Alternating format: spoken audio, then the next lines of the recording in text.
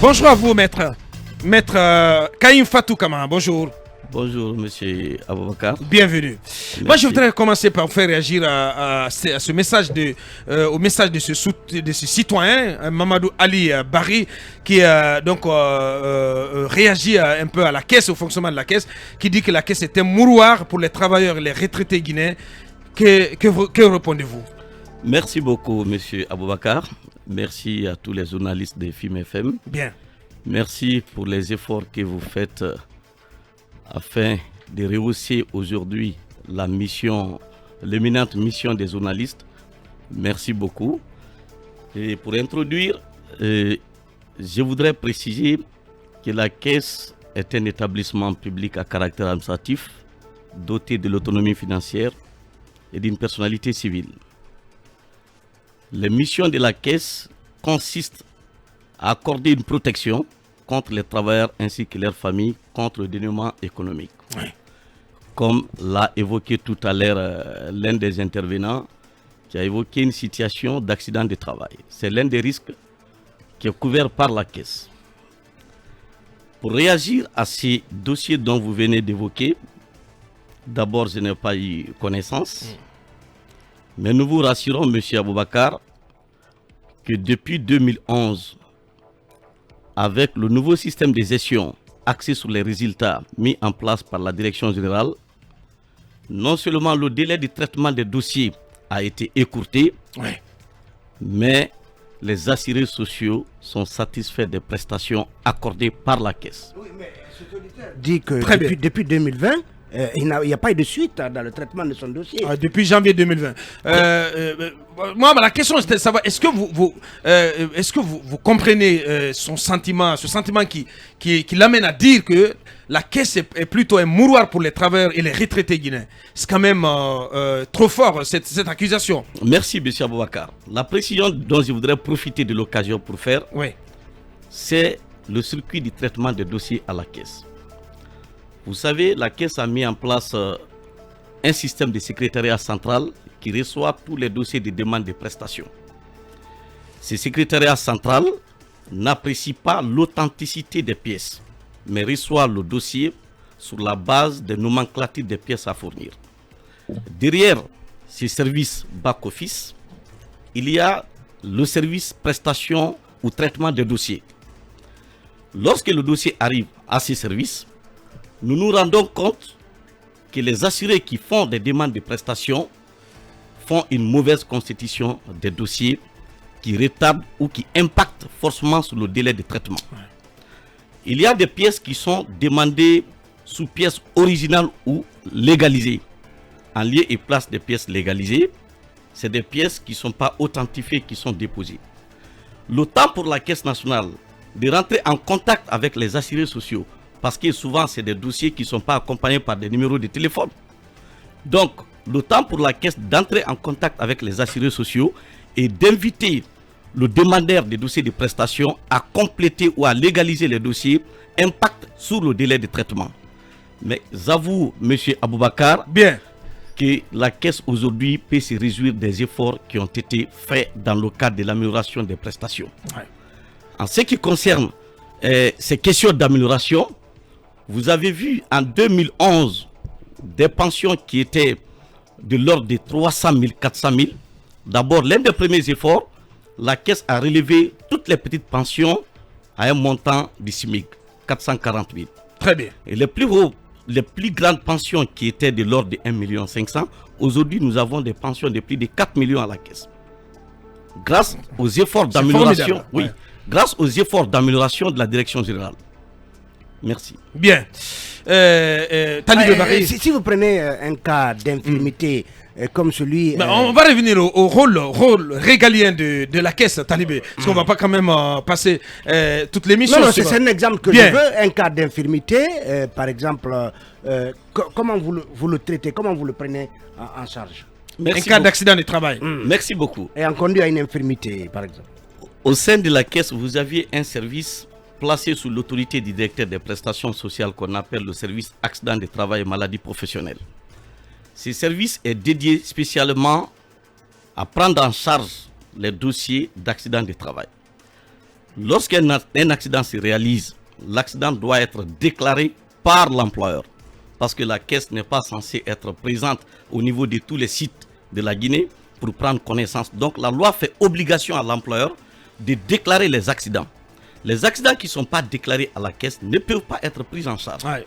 Parce que la caisse, je l'ai dit tout à l'heure, n'est pas censée connaître tous les accidents. Ouais. Alors, une fois que l'accident est déclaré, le travailleur est reçu par la caisse et son taux d'incapacité est évalué par le médecin conseil. Vous n'êtes pas sans savoir qu'il y a un médecin conseil qui est auprès de monsieur le directeur général qui a pour mission d'apprécier les dossiers médicaux, notamment les cas d'invalidité, les cas de maladie ou d'accident de travail. Lorsque le taux d'incapacité d'un accidenté est total et permanent, la caisse accorde à l'assuré une rente viagère, c'est-à-dire une rente à vie. Lorsque, à la suite d'un accident de travail, le taux d'incapacité évalué par le médecin conseil est total et permanent. Wow.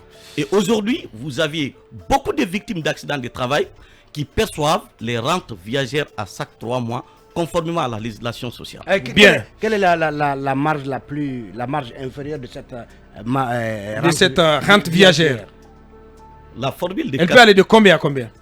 Ça varie de 400 000 en tout état de cause. Le SMIC à la caisse aujourd'hui en termes de prestations, c'est de 440 000.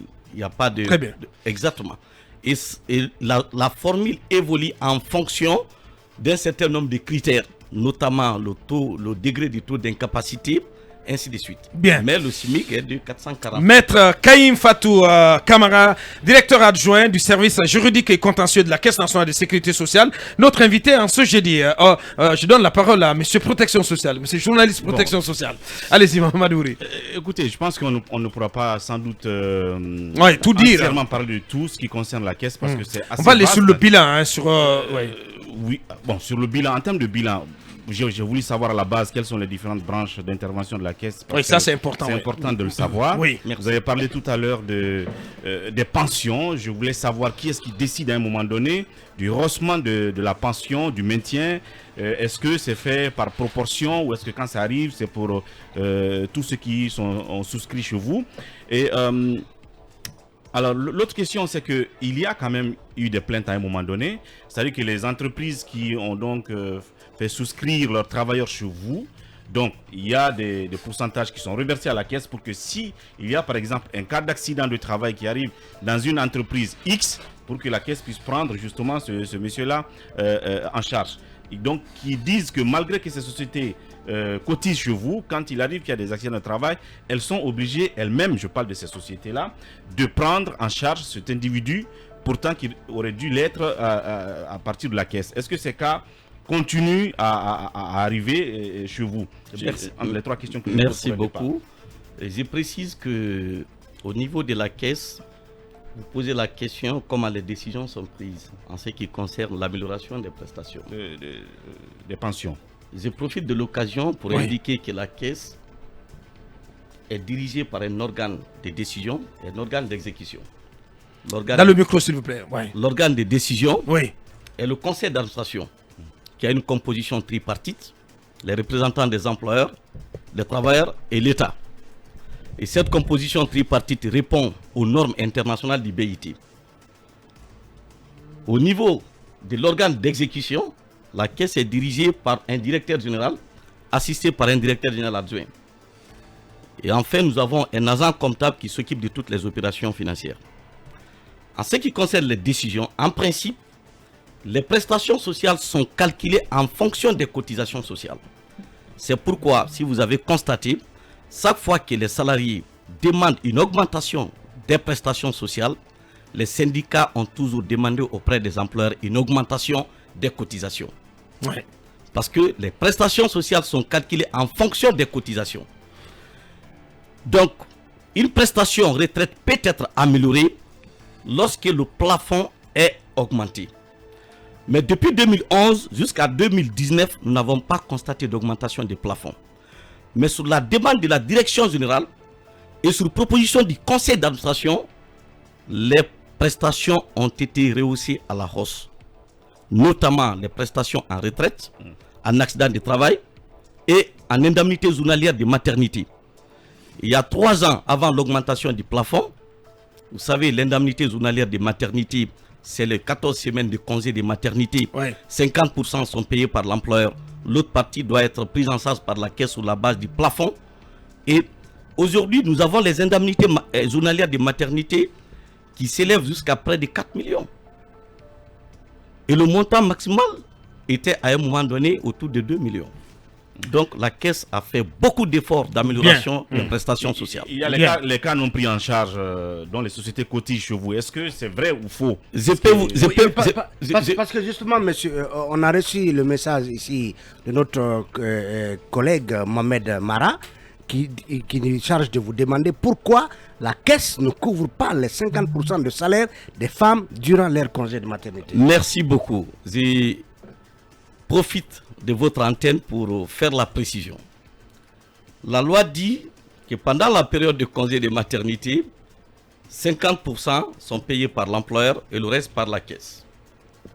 Mais le reste qui est payé par la caisse, faut-il poser la question, quel est le montant des 50% qui est payé par la caisse? Les 50% pris en charge par la caisse sont calculés en fonction du plafond de cotisation. Je donne un exemple, M. Diallo. Oui. Un salarié qui a un salaire de 45 millions, le plafond de cotisation déclaré à la caisse est de 2 500 000 francs guinéens. Si ce salarié doit cotiser à la caisse, il cotise sur la base de 2 500 000. Donc la caisse... Et non sur la base de 45 millions. De 45 millions. Très bien. Lorsque la caisse doit rembourser 50% de ses salaires, vous voulez qu'on rembourse 50% de 45 millions ou de 50% de 2 millions? Bien entendu, c'est 50% de 2 500 000. Exactement. Ce qui a été déclaré. Tout à fait. Bien. Tout à fait. Allez, oui, parce qu'on doit évoluer. Oui, l'un des segments importants de la caisse, c'est justement ce service médical, ce centre médical et d'imagerie. Le centre de diagnostic. Le diagnostic et d'imagerie. Pas que, parce qu'il y a aussi l'hôpital du côté de Bessia aussi. Merci. Qu'en est-il de... Est-ce qu'il y a une question qu'on a entendue, un débat, est-ce que c'est le rôle de la caisse d'investir dans le domaine de la santé? Merci. Bien. M. Diallo, pour répondre à votre question, la mission fondamentale de la caisse est de recouvrer les cotisations sociales et servir les prestations en faveur des assurés sociaux, c'est-à-dire les pensions de retraite, les accidents de travail. Ensuite, constituer des réserves et faire des investissements. C'est pourquoi en 2011, la Direction générale a estimé que la Guinée a un véritable problème de diagnostic. La Direction générale a assigné des objectifs à l'institution. Cet objectif était de réaliser un centre de diagnostic performant pour permettre à la population guinéenne d'avoir accès à la santé et à moindre coût. C'est pourquoi en 2012, le centre d'imagerie de la caisse a été créé. Sinon, dans la structure fonctionnelle de la caisse, nous avons un médecin conseil qui apprécie tous les dossiers médicaux auprès du directeur général. Mais le centre a été créé dans le but de soulager la population. Et vous avez constaté, M. Diallo, avant 2011, un travailleur ou un Guinéen qui voulait faire un scanner ou IRM se rendait à Dakar, sans compter les frais d'hôtel, sans compter les billets d'avion. Aujourd'hui, vous avez la possibilité de vous rendre à la caisse à un montant ou à un coût accessible. Vous avez vos résultats de scanner et d'IRM. Et sans compter qu'il n'y a pas longtemps, la caisse vient d'installer la salle de cathétérisme cardiaque. Parce que nous avons constaté qu'il y a bon nombre de nos compatriotes qui meurent suite aux arrêts cardiaques. Et aujourd'hui, grâce aux efforts de la caisse, vous êtes à mesure, après un arrêt cardiaque, d'être pris en charge et de déboucher les veines. Et dans quelques heures, vous êtes mis sur pied. Aujourd'hui, la caisse peut se réjouir des efforts. Je peux vous rassurer, M. Diallo. Bien. Merci. Vous avez entendu, hein, cabinet Mohamed Kaba, sur les performances de la caisse sur ce plan-là, avec le centre de diagnostic et d'imagerie, mais aussi, parce que vous n'avez pas dit un mot sur l'autre centre, qui était en construction, qui a été finalement récupéré par l'État dans le cadre de la riposte contre la Covid-19. Merci beaucoup. Effectivement, l'État a sollicité la mise en place de ces sites à la disposition de l'ANSS dans le but d'accélérer la lutte contre la Covid-19. Mais pour vous rappeler, la Caisse, depuis 2012, a signé une convention avec des partenaires indiens, pour mettre en place un hôpital, d'une part en faveur de la population guinéenne, mais d'autre part en faveur des travailleurs salariés de la Guinée. D'où le nom, l'hôpital Indo-Africa des travailleurs guinéens. Et ce centre devait être, disons, ce centre sera un centre hospitalier sous-régional où, à date, toutes les infrastructures en termes de BTB sont réalisées. Ouais. N'eût été Covid, le centre serait aujourd'hui Opérationnel. Mais j'avoue que c'est l'un des plus grands centres hospitaliers de la sous-région. Bien. Mohamed Kaba. Oui, alors, maître, est-ce qu'il y a tout ce que vous avez dit aujourd'hui, ça prouve que le directeur général Malick Sankhon a apporté assez de réformes. Seulement, il y a une zone d'homme que je veux comprendre. Quelle est la relation particulière, ou bien y a-t-il une convention ou des partenariats entre la Caisse nationale et les compagnies d'assurance? Merci. La Caisse n'a pas de convention avec les structures d'assurance. La Caisse gère un régime obligatoire où toutes les entreprises installées en Guinée ont l'obligation non seulement de déclarer en tant qu'employeur, mais de déclarer tout le personnel employé au sein de l'entreprise. Alors, en ce qui concerne la prise en charge, la Caisse a signé un contrat de gestion avec une structure qu'on appelle la GAM, qui est chargée de gérer le centre de diagnostic. Donc, qui est complètement différent de la Caisse nationale de sécurité sociale. Et nous n'avons pas la Caisse en tant que structure de convention particulière avec les compagnies d'assurance. Bien. Maître Kaïm Fatou Kamara, directeur adjoint du service juridique et contentieux de la Caisse nationale de sécurité sociale, notre invité en ce jeudi. On poursuit avec vous, Cabinet Fofana. Oui, il y a un produit que la Caisse a récemment... Encore 5 minutes avec notre invité. Un produit, c'est les hôtels. Je crois que vous investissez aussi dans les hôtels. Est-ce qu'on peut en savoir davantage? Merci. Comme je l'ai dit tout à l'heure, la loi donne la possibilité à la Caisse de faire des investissements et des placements. C'est très important. Ce n'est pas que la Caisse de Guinée, tous les organismes de protection sociale. Parce que vous n'êtes pas sans savoir qu'aujourd'hui, nous avons un ratio de cotisants important par rapport aux retraités. Mais avec l'évolution démographique, nous allons avoir l'inverse. Le nombre de retraités ou des personnes passives qui ne sont pas en activité sera plus élevé que le nombre de salariés en activité. Ouais. Et ça va créer des déficits au niveau de la sécurité sociale. Aujourd'hui, la Caisse essaie de faire des placements et des investissements. L'hôtel de Boké a été réalisé dans ces cadres. Ouais. Après une étude, parce que vous conviendrez avec moi que c'est l'un des plus grands sites miniers de la Guinée, la zone de Boké. Donc l'hôtel a été créé dans le cadre de nos investissements. Est-ce qu'il est rentable? Oui, la gestion a été confiée depuis quelques mois. Un privé. Exactement, à une structure du secteur privé. Mais vous n'êtes pas sans savoir que depuis 2 ans, le secteur de l'hôtellerie a été frappé par les conséquences de Covid. Bien. Quel est le niveau de décentralisation, en tout cas de l'implantation de la Caisse au niveau national, hein? Merci, M. Diallo.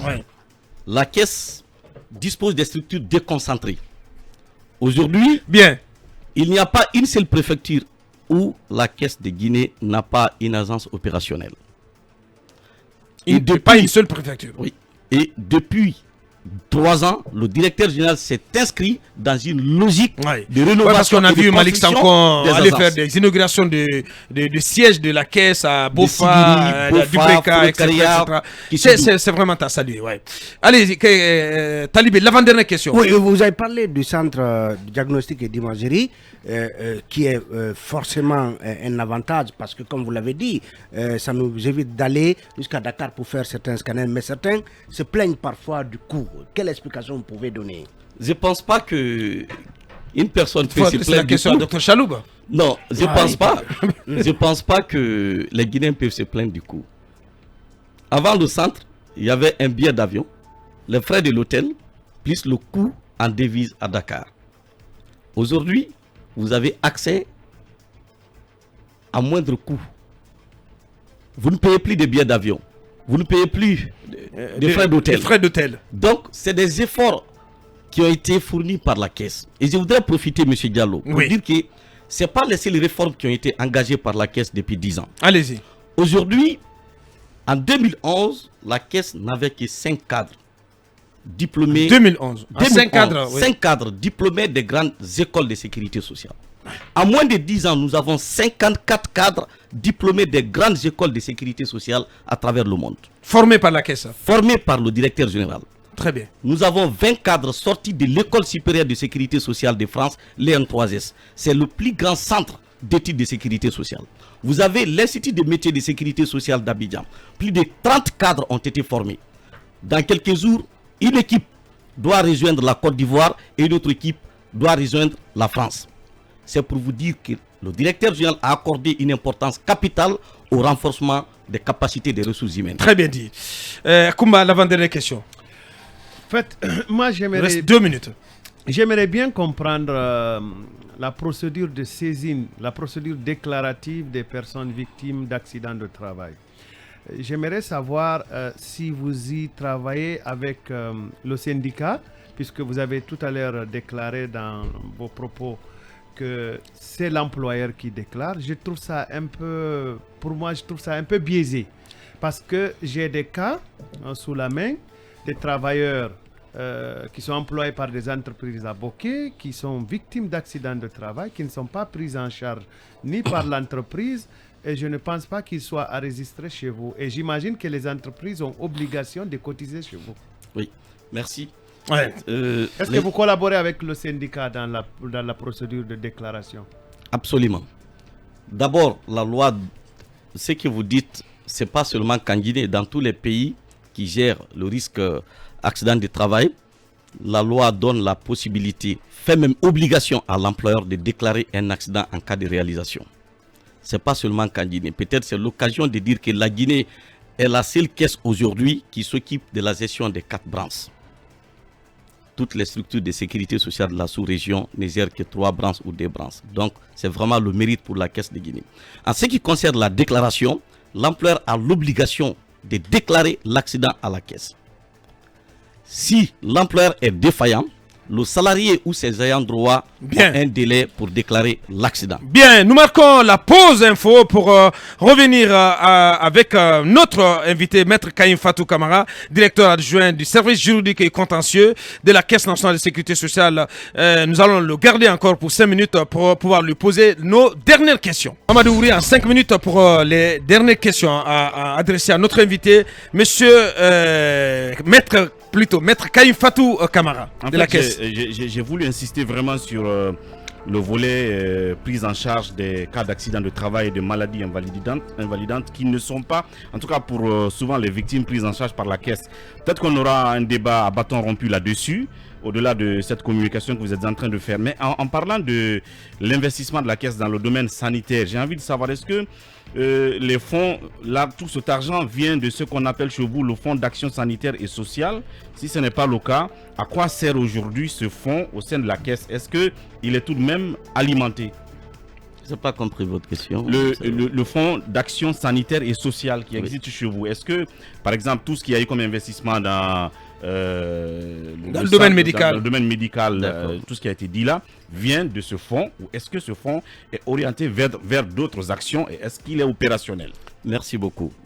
Et je voudrais profiter de l'occasion pour dire que, je l'ai précisé tout à l'heure, nous gérons non seulement les 4 branches traditionnelles de la sécurité sociale, parce qu'il faut préciser que sur les 9 risques qui ont été définis par le Bureau international du travail, la Caisse de Guinée couvre les 8 risques.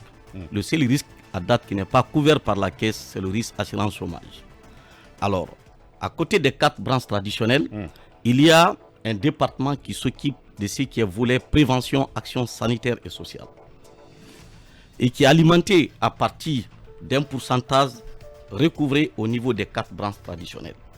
En ce qui concerne votre préoccupation, le centre de diagnostic, il résulte des dispositions du Code de la sécurité sociale, notamment les dispositions qui sont relatives à la gestion orthodoxique de la sécurité sociale, qui permet à un organisme de sécurité sociale, notamment le nôtre, d'investir les réserves. C'est-à-dire, notre mission fondamentale, c'est de recouvrer les cotisations, payer les prestations, parce que si vous avez constaté, bien avant l'arrivée du directeur général actuel, M. Malik Sankon, la Caisse était dans une mission traditionnelle, recouvrer les cotisations et payer les prestations sociales. Ouais. Et une caisse ne peut pas pleinement jouer son rôle dans le cadre de la lutte contre la pauvreté et la vulnérabilité en restant spécifiquement dans ces cadres. C'est pourquoi il a été initié par la direction générale d'investir les réserves comme la loi nous autorise, surtout dans le domaine de la santé où nous avons constaté qu'il y avait un besoin criard. Non, ce fonds, il existe, oui ou non? Est-ce qu'il travaille ou est-ce qu'il n'existe pas chez vous? Le fonds de l'action sociale et sanitaire existe bel et bien. Il est opérationnel. Est opérationnel. Le département est opérationnel. Si vous avez... Il sert à quoi concrètement? Il sert à accorder de l'assistance sociale aux dossiers qui répondent aux normes conformément à la sécurité sociale. Bien. Alors je termine. Oui, la toute dernière question. C'était pas une question, c'est une observation. Parce que on suppose qu'il y a du travail qui est fait, notamment sur le segment santé.